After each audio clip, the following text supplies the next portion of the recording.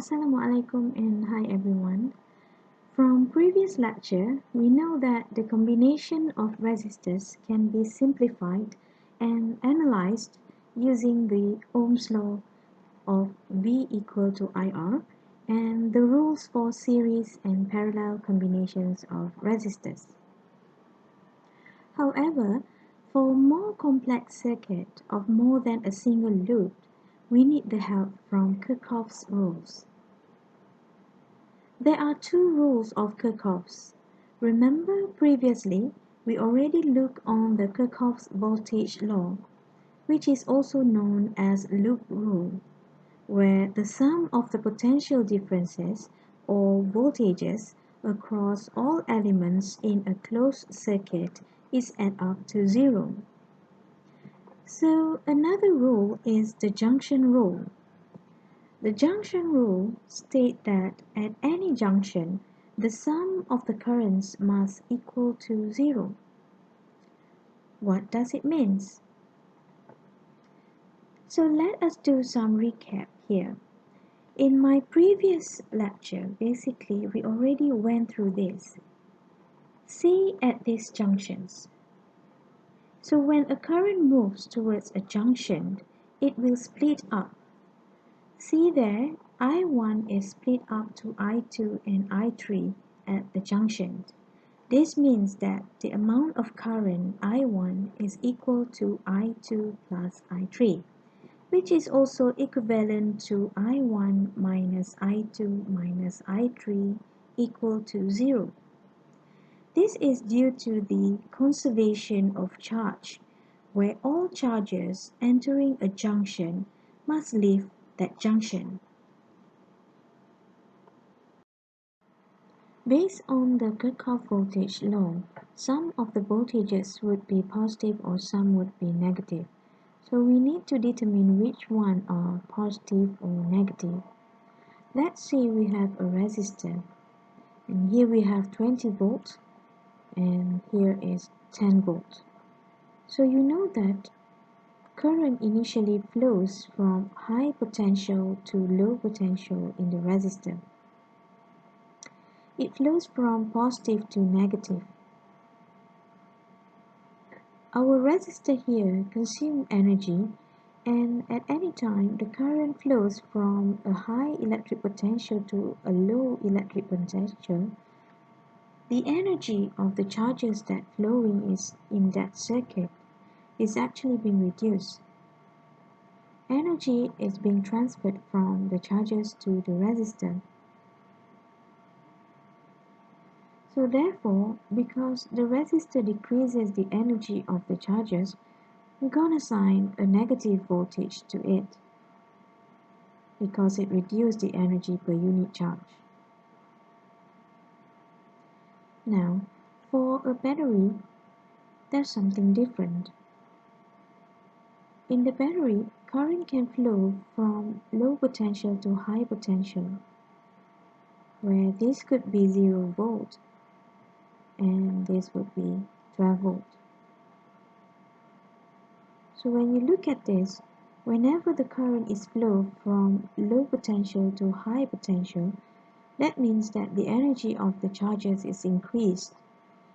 And so this is going to create a positive voltage because the battery is transferring energy to the charges, and so it increases the voltage of the charges. Now let's see if you understand. Here we have a resistor and current is flowing in that direction. Will we assign a positive voltage or negative voltage to the resistor? So keep this in mind. Resistor always create a voltage drop. It always consumes energy from the charges. So always assign negative voltage for the resistor. Now, what if we have a battery with current flow in this direction? This battery is it increasing the energy of the charges or decreasing the energy of the charges? And let us compare it to this situation where we reverse the polarity of the battery and the current is still flowing in the same direction. So which one should we assign a positive voltage or which one should we assign a negative voltage? At this diagram, the current is flowing from high potential to low potential. So this battery reduces the energy of the charges. So we have a negative voltage. And for this one, the current flow from low potential to high potential. So it increasing the energy of the charges. And we should assign a positive voltage to this battery. So let us look on some practice problem. Let's say if we have this circuit with two battery with twisted polarity. Here is 12 volt for battery number 1 and 8 volt for battery number 2. Let's say here we have R1 with 50 ohm and R2 with 30 ohms. So we use the Kirchhoff voltage law to determine the current flow in this circuit. There is no junction in this circuit, so we put aside the junction rule. The first thing we have to determine is the direction of the current in this circuit because we have two batteries. Now, the 12 volt battery wants to send current in this direction so that it is considered as clockwise direction. And the 8 volt battery wants to send current in this direction, also in clockwise direction. So that means that these two batteries, they don't oppose each other, they support each other because they want to send current in the same direction. So now that we know the direction of the current, so let us set up the equation. So for the VB1, the current flow from low potential to high potential. Therefore, VB1 increasing the energy of the charges, hence we have to assign it as a positive VB1. The resistor R1 consume energy from the circuit, so we're going to assign it as a negative voltage. Now, current flow from low potential to high potential, from the negative terminal to positive terminal. So the battery increasing the energy of the circuit. It means that VB2 is going to be a positive VB2.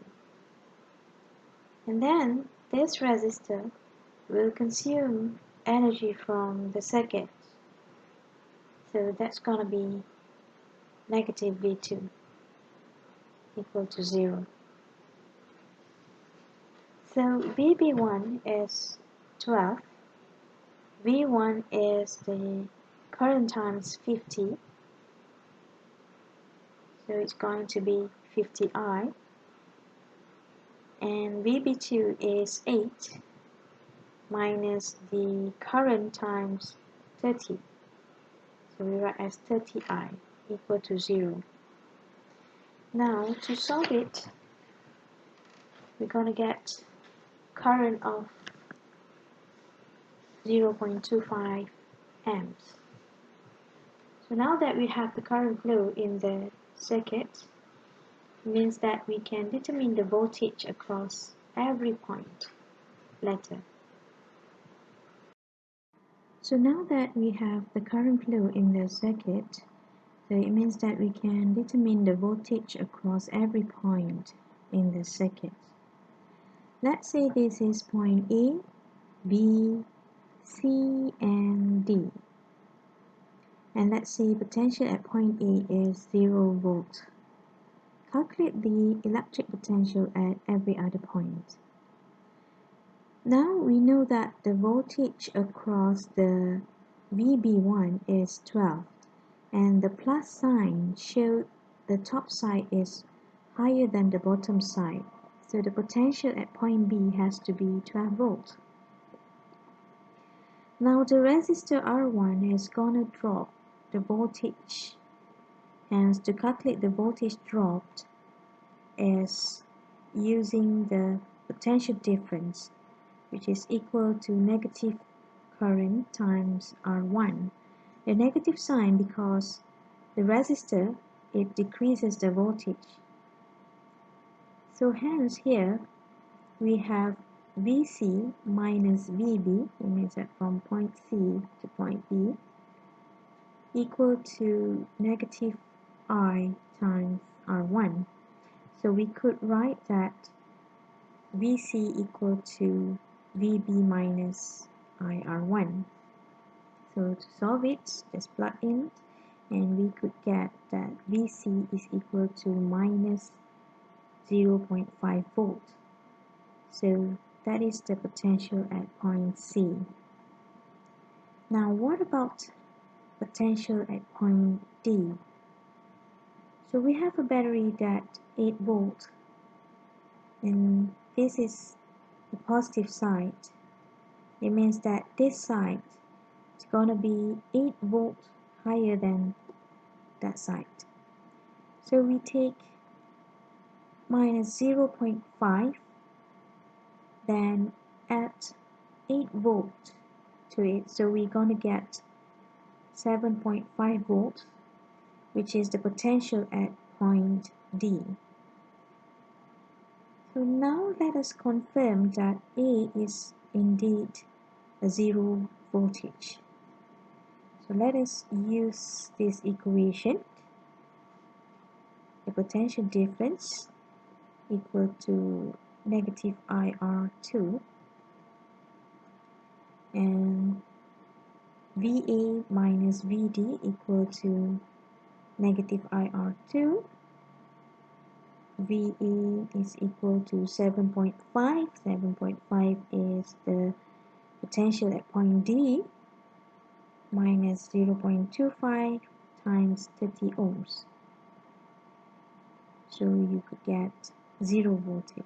So this we're going to be 0, hence show the Kirchhoff voltage law does work in this particular circuit. The key in how to solve this type of problem is to know which device will increase the energy of the circuit and which device will decrease the energy of the circuit. So resistors always consume energy, so they will always decrease the energy of the circuit. So they will always have a voltage drop with a negative sign of voltage. While battery can either increase or decrease the energy of the circuits, and for this you need to look at the direction of the current. If the current moves from a negative to positive terminal, it means that the energy is increased, hence adding the voltage, so we must assign it as positive sign of voltage.